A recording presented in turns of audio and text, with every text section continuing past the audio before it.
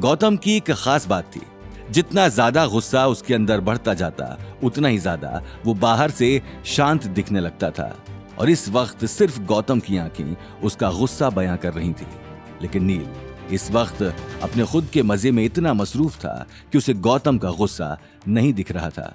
और वो बहुत नाटकीय अंदाज में गौतम को चिढ़ाते हुए कहने लगा, तो हुआ यूं कि हम तुम्हारे बंगले पर पहुंचे और वहां हमने शांतनु से कहा कि हम तुम्हारी पहचान वाले हैं, तुम्हारे रिश्तेदार हैं, और तुम्हारा नाम सुनकर उसने हमें इज्जत भी बहुत दी। लेकिन जब हमने उससे कहा ना कि हमें विला के अंदर जाने दो, तब उसने साफ इनकार कर दिया। नील गौतम के चारों ओर घूमते हुए अपनी कहानी आगे बढ़ाता है। मैंने कहा, इतना परेशान क्यों होते हो? हम गौतम साहब के जानने वाले हैं, उनसे हमारा बहुत ही खास रिश्ता है। लेकिन तुम्हारा चौकीदार तो बहुत ही वफादार निकला। वो तो हमें किसी भी कीमत पर अंदर ही नहीं जाने दे रहा था। हमने उसे पैसा, गाड़ी, सब का लालच दिया, लेकिन वो माना ही नहीं। मैं शांतनु को बहुत अच्छे से जानता हूँ, वो बहुत वफादार है। तुम्हारे जैसे 2 टके के लोगों के ढोंग में फंसकर वो तुम्हें इतनी आसानी से अंदर नहीं जाने देगा। नील ने कहा, बिल्कुल सही कह रहे हो, उसने बिल्कुल ऐसा ही किया। बस फिर क्या था, कुछ ज्यादा नहीं करना पड़ा। 4 बॉडीगार्ड तुम अपने साथ ले ही गया था और उनके पास अच्छी ब्रांड की मजबूत हॉकी स्टिक थी। बस फिर क्या था, मेरे बॉडीगार्ड ने मेरे इशारे पर उसकी टांगें तोड़ दी और उसे ऐसा जख्मी किया कि वो घंटों वहीं बेहोश पड़ा रहा। नील के मुंह से शांतनु की ऐसी दर्दनाक हालत सुनने के बाद गौतम जोर से चिल्लाया, नील, तुमने ये अच्छा नहीं किया। गौतम नील का कॉलर पकड़ते हुए बोला, तुम्हें जरा भी शर्म नहीं आई? वो एक बुजुर्ग आदमी है और तुमने घर के लालच में उसके साथ इस कदर बदसलूकी की है। अरे, अगर यही सब कोई तुम्हारे बाप या तुम्हारी दादी के साथ करे तो तुम्हें कैसा लगेगा?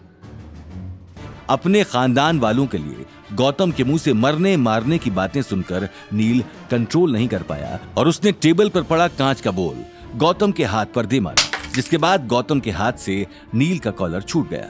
अवनी गौतम को पीछे हटाते हुए बोली, ये तुम क्या कह रहे हो? तो इसका मतलब अभी तक तुम लोगों ने जो हमें यहाँ पर बुलाकर कहा वो सब ड्रामा था, क्योंकि अपना असली खेल तो तुम खेल ही चुके थे, है ना? सौरभ ने ईविल स्माइल के साथ कहा, बहुत ही समझदार हो तुम अवनी बेटा।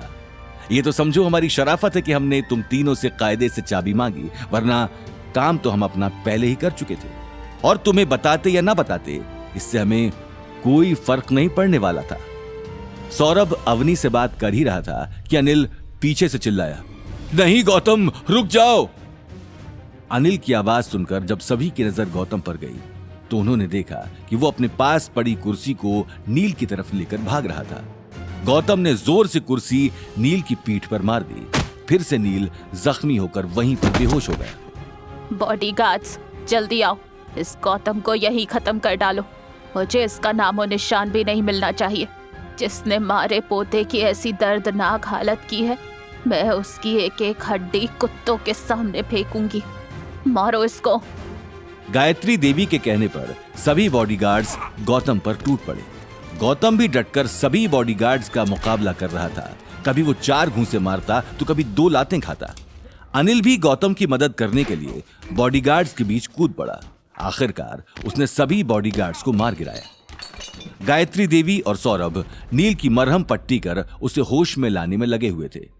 अवनी पुलिस को कॉल करने की कोशिश कर रही थी, लेकिन उसके फोन में नेटवर्क ही नहीं आ रहा था। जब अवनी ने यह देखा कि गौतम ने सभी बॉडीगार्ड्स को मार गिराया है, तब उसे गौतम के ऊपर काफी गर्व हुआ और उसे लगा कि गौतम भी बहुत कुछ कर सकता है। गौतम घायल हालत में अवनी की तरफ बढ़ ही रहा था कि तभी अवनी बेहोश होकर जमीन पर गिर गई।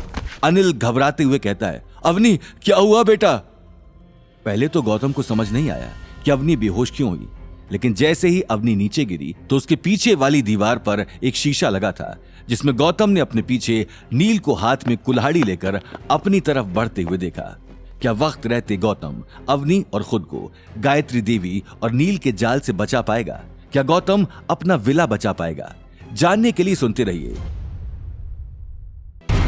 आगे की कहानी जानने के लिए देखिए अगला एपिसोड सिर्फ पॉकेट एफएम के यूट्यूब चैनल पर और रॉयल वारिस के सारे एपिसोड्स को सुनने के लिए डिस्क्रिप्शन में दी लिंक से डाउनलोड करें पॉकेट एफएम ऐप।